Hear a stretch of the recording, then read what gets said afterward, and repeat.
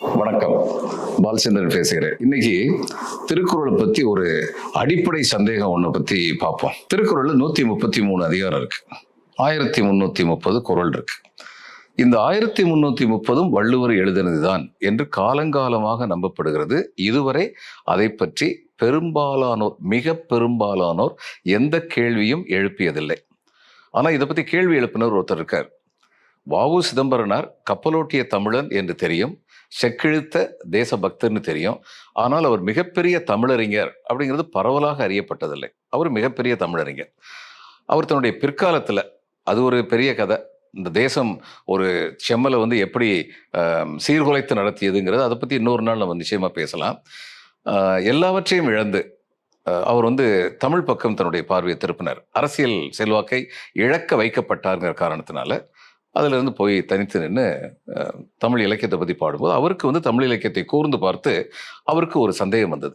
அதை பற்றி ஓவே சாமிநாத ஐயருக்கு கடிதம் எழுதினார்.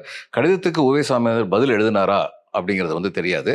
ஆனால் கடிதம் எழுதினார். அந்த கடிதத்தில் என்ன கேட்டார், திருக்குறளை பார்க்கும் பொழுது அது ஒரு யூனிவர்சல் லிட்ரேச்சர், ஒரு உலக பொது நூல்.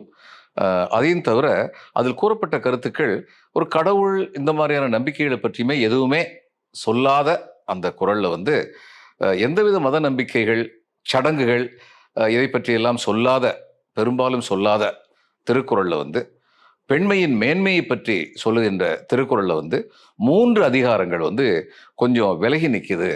கடவுள் வாழ்த்து, நீத்தார் பெருமை, அதுக்கப்புறம் பெண்களை பற்றி பாடினது, தற்காத்து பேணி தகை சான்று சொற்காத்து சோர்விலாள் பெண் அப்படின்லாம் சொன்னது. இந்த 3 அந்த மற்ற திருக்குறள்களோட ஒட்டி நிற்கலை. இது ஒன்று. ஒரு 1300 குறள் எழுதுவாங்க, 1400 குறள் எழுதுவாங்க, 1330 அப்படின்னு எழுதுறதுக்கான எந்த விதமான ஒரு காரண காரியமும் இல்லையே அப்படின்னு சொல்லி எழுதினார். இதுக்கு ஓவேசா பதில் எழுதினாரான்னு தெரியல, எழுதவில்லை என்று எண்ணுகிறேன். இப்போ வள்ளுவத்தை பற்றி இது மாதிரி பேசலாமான்னு யாரும் பொங்கக்கூடாது. அப்படி பொங்குறது தான் நம்முடைய முதிர்ச்சியின்மை. ஏன்னா வள்ளுவர் சொன்னார், எப்பொருள் யார் யாருவாய் கேட்பினும் அப்பொருள் மெய்ப்பொருள் காண்பதறிவினார். இடைச்செருகள் பல தேசங்களில், பல காவியங்களில் இடைச்செருகள் நடந்திருக்கு. ஹோமருடைய இலியாடு திரும்ப திரும்ப திரும்ப இடைச்செருகள் வந்திருக்கின்றன. அது மாதிரி வள்ளுவத்திலும் வந்திருக்க முடியும். எல்லா குறளையும் சேர்த்து வச்சு பார்க்கும்போது இந்த 3 அதிகாரங்களும் வள்ளுவரால் எழுதப்பட்டிருக்குமா என்பது விவாதித்தற்குரியது, ஆய்வுக்குரியது என்று நாம் கருதினோம் என்றால் அது வள்ளுவத்துக்கு செய்யும் பெருமைதான்.